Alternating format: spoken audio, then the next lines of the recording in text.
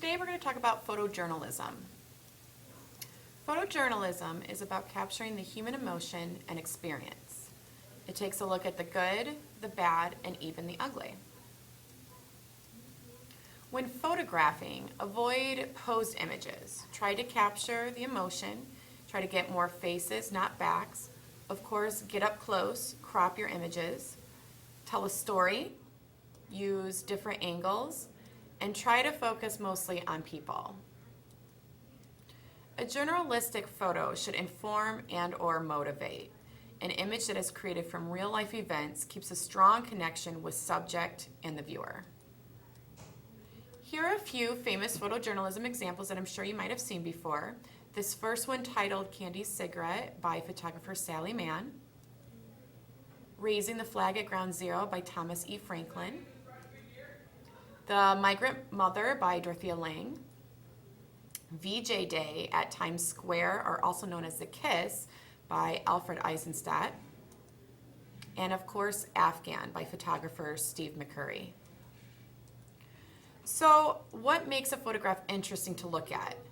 By applying particular news elements to your images, you are offering the viewer with a new insight, a new meaning, as well as background story to your images. Think about conflict, timeliness, proximity, and of course the bizarre, the unusual, the curious, and even the amusing. So with that said, what is expected of a good photojournalist? Be not only a photographer, but a journalist and storyteller as well. If the photo doesn't capture the moment or clearly give the message, then it is not successful as a journalistic image. So where do we begin, considering that we are here in Iowa? We are fortunate enough that we don't live in constant warfare or extreme poverty, but we do live where there are political, social, religious conflicts, to name a few. So what have you seen? This can be something that you've seen at home, at school, or even within your neighborhood. So for your assignment, I would like you to choose a topic that you are passionate about. Do your research to support your topic and views. Images will need to be downloaded and edited by this Thursday.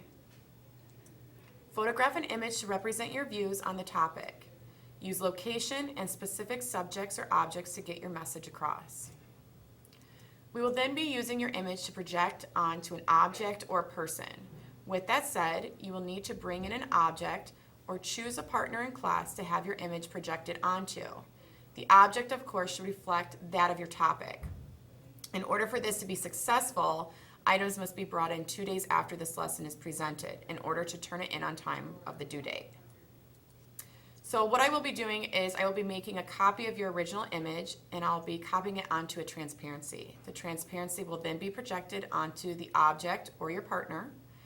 And lastly, you will need to photograph the final projection. This final image will then be the one to turn in as your final piece for grading. Here is an example from Ashley Sophia Photography.